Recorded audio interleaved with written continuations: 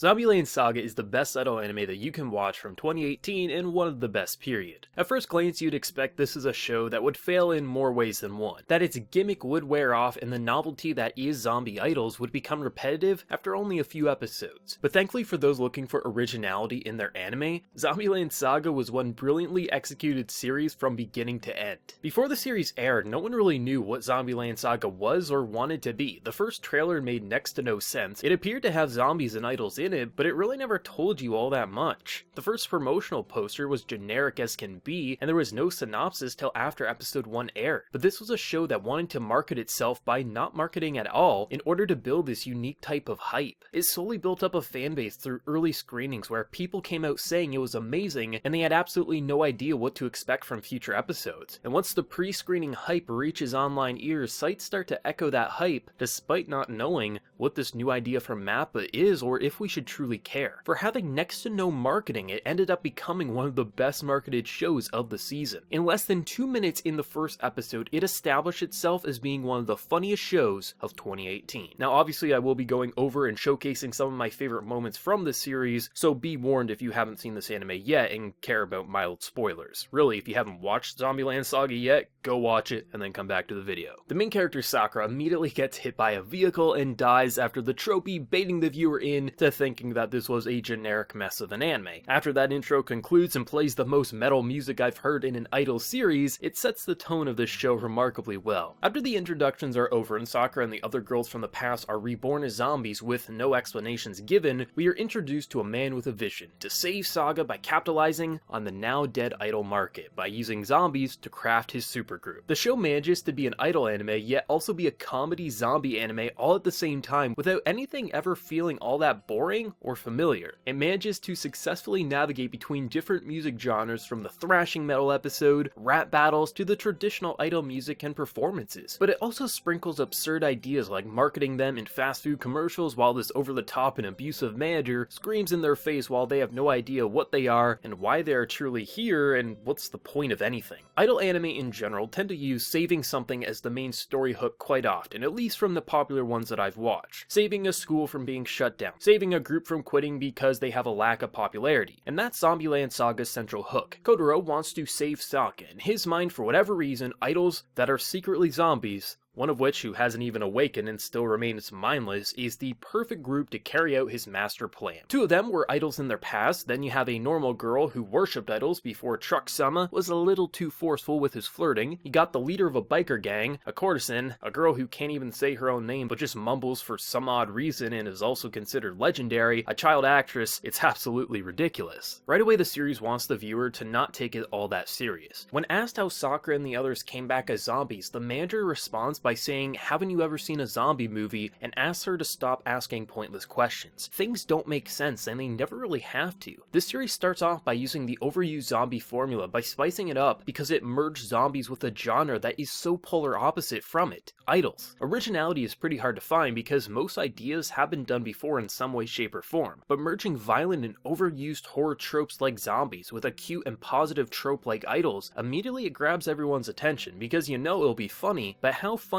is what keeps you watching. And luckily for everyone, it's ridiculously hilarious every single episode. What makes the comedy so great is it's not the standard formula for jokes. Often with anime comedy, the formula is here's the setup and then there's the punchline and then we move on. With Zombieland Saga, though there are plenty of moments like that, multiple episodes have areas where a joke will be executed and you think, well that's it and that's fun. But the setup and conclusion to a joke 10 minutes prior in an episode actually serves as the setup for future gags later in the episode. And often many comedy scenes aren't that simplistic either, but rather have multiple layers and steps that keep you laughing past a simple chuckle. Having characters be hit by a vehicle and dying as metal music plays is funny, but how it's directed by showing the most over-the-top reactions keeps the viewer laughing for more than just a few seconds. One of my personal favorite gags in the series is when Tai, the mindless zombie, gets really into this ad that they are filming, and somehow her over-the-top lines amplify the ad so much that they leave it in despite most thinking that it was a failed take. She does this cock-a-doodle-doo, which the staff just absolutely absolutely adores. Later on in the episode, after what appears to be their cover being blown wide open after she loses her limbs, she does the same cock-a-doodle-doo that got her praised earlier in the episode, and the crowd eats it up. This earlier joke stood tall by itself, as this fast food commercial was so ridiculous that you think that's funny, let's move on. But the same ridiculous scene is implemented into a separate location and the payoff is brilliant. The structure to the main story of these zombies becoming professional idols surprisingly was entertaining even when it wasn't trying to be all that funny. Now the series does generally have some form of absurdity lingering in the background, from the manager yelling to Ty having a goofy pose. But as the series gets going, there's a lot of standard idol scenes if you ignore the fact that they're all zombies. Two of the girls in this group came from two separate periods of idols, one more modern and the other over 30 years in the past. Past that, however, the rest are all newbies. The way they train, perform, and how they get gigs is pretty standard directing for idol anime, but what makes it so fun is no matter how normal a scene may appear, they always throw a curveball at the viewer, and they'll show you something new. When they're learning new songs and dances, something generally zombie usually happens, and what I mean by that is someone will fall apart, someone will act like a zombie, or the manager will just do something absurd to keep the viewers who generally dislike watching idol anime pretty entertained. But they also manage to keep those who love idol anime feeling right at home all at the same time. The series brings two groups of people together who normally wouldn't clash unless you're like me who just enjoys all styles of anime. Idols and zombies just don't go together, but Mappa found a way to make it all work, keeping the series constantly funny while also building some interesting personal stories, dealing with the characters' past and how it relates to their new present, with how it meshes or clashes in this group, but also where the manager truly will go keeps it from being more than just a so dumb it's good show. When I first started watching this anime, I wanted each episode to use different music genres and just be a funny show for 12 episodes, as starting off with metal music then moving to rap was funny and absolutely entertaining, because zombies just don't belong in the music genre, at least till now. But around the halfway point I was actually pleasantly surprised that it functioned as a dysfunctional idol group who gets tangled up in a new adventure every single week, be it performing in places they shouldn't to styles of music that don't normally fit idols, or how they would make this extra money by doing side jobs like commercials. It actually changed my opinion on the series as a whole from where it first started, as I truly thought this could be a comedy series with no real development at the start, but over time it grew, becoming a bit more as these characters actually got fleshed out, their past mattered, the future of Saga became something I was rooting for, and the comedy remained fresh and hilarious. The constant shift in settings helped keep me hooked, never feeling like it was just the same old idol anime, but rather it felt like an idol group thrown into situations they just don't fit in, but somehow come out on top more often than not. Generally, failure with this group meant winning. I don't know how, but they always made it work. For having a goal I never really cared for at the start, them saving Saga, as they grew their fanbase, which started off as a joke of it's funny how these metalheads love these idols, I actually was excited to see them grow and succeed around the halfway point. That's where a lot of the idol formula comes into play, seeing a no-name group rise to the top, gain fans, find their style, become someone worth focusing on as the world reacts to what they think are normal girls, but the viewer understands they're actually a ticking time bomb of zombies. By having zombies be the comedy crutch and the idols be the story crutch, the anime manages to keep both feet on the ground without one side ever overpowering the other, so no matter what style of the series you prefer, they both end up pretty equal by the end of the show, even if the first few episodes are pretty comedy heavy. Once you reach episode 4 and pretty much onwards, the series manages to strike this really entertaining balance of comedic and character-driven stories that entertain me for nearly every single minute of every episode. And now I'd be foolish if I didn't mention the music in this wonderful series, because it is simply phenomenal. The soundtrack is composed by the same person who created the soundtracks to heavy hitters such as Fairy Tail and Naruto. Though we might debate on the quality of those series on a written level, the music is universally liked, and rightfully so. Music will make or break a scene, and music made these scenes 100% of the time. From the over-the-top and in-your-face tracks that made you laugh out loud to the more somber and acoustic tracks that really built an emotional mood. The soundtrack really grew on me, because at first I thought it was just a joke, supposed to make the viewer laugh with the visuals and writing, but as I got deeper in the episode count, the music really struck me as being exceptionally well put together and emotionally gripping. I really love Zombieland Saga. Before the season started, I had no real hope for it due to a lack of information being given out, but as soon as that first episode started playing, I knew I was in for a treat. But to my surprise, it built into a really respectable and unique idol series that has familiar aspects to the world of idol anime, from building the team who really don't know what they are doing but want to excel at their new tasks, to how they create their shows and gain a following, but mixed together with such ridiculous situations, all relating to them being zombies and their boss being overly abusive who seems to have a few too many screws loose in his head. You really end up with an idol anime anime worth watching that if you miss out on it, you're skipping out on one of the most original anime that's currently out there. I thought I'd seen it all with zombies, and in comes Mappa with their own take on the genre, and my best idea on how this project came to be was someone had a few too many drinks, or smoked a few too many over there at Mappa and pitched this idea, and somehow it got greenlit, and I'm so thankful that it was. But for those who have seen Zombieland Saga or just have some thoughts on the video, let me know yours down in that comment section below. Remember to leave a like if you did enjoy, and subscribe to the channel if you happen to be new. As well, there's always my Patreon to directly fund and support what I do if you want to go the extra mile. But until next time everyone, please take care and have a good one.